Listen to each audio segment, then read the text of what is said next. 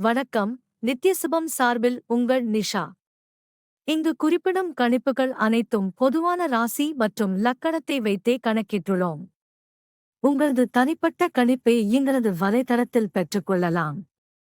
மேலும் எங்கள் வலைத்தளத்தில் ஜாத புத்தகம் பரிகாரங்களுடன் திருமண பொருத்தம், பெயர் பொருத்தம், ஜாதக கல் பொருத்தம் மற்றும் ஆஸ்ட்ரோ பொருட்கள் விற்பனைக்கு என பல வசதிகள் உள்ளது. வாங்கல் தலைப்பிற்கு செல்வோம்.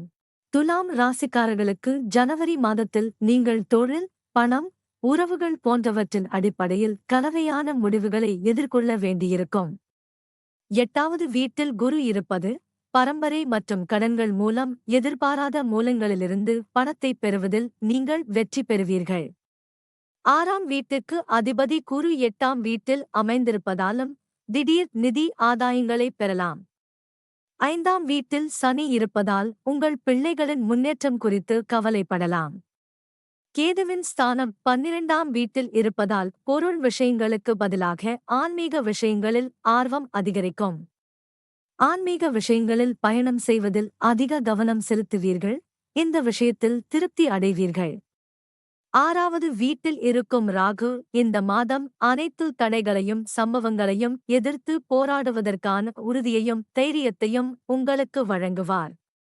முதல் வீட்டின் அதிபதியான சுக்கிரன் 6ஆம் வீட்டில் அமர்வதால் உங்களுக்கு அலர்ஜி போன்ற பிரச்சனைகளை தரலாம். இந்த மாதம் உங்கள் வியாபாரத்தில் பெரிய லாபம் ஈட்ட முடியாது.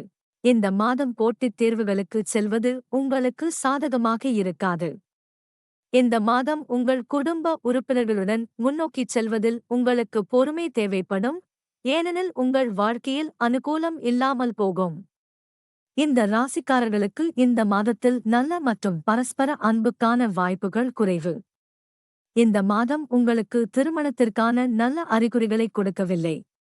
நீங்கள் இதைச் செய்ய திட்டமிட்டால் இப்போதைக்கு நிறுத்துமாறு அறிவுறுத்தப்படுகிறீர்கள். நீங்கள் ஒரு பெரிய முதலீடு செய்தால் இந்த மாதம் நிதி இழப்பு ஏற்பட வாய்ப்பு உள்ளது. 6ஆம் வீட்டிற்கு அதிபதியான குரு 8ஆம் வீட்டில் பெயர்ச்சிப்பதால் இந்த மாதம் உங்கள் உடல்நிலை சரியாக இருக்காது. இதனுடன் தொண்டையில் தொற்று, கண் எரிச்சல் போன்ற உடல்நல பிரச்சனைகளை இந்த மாதம் சந்திக்க நேரிடும்.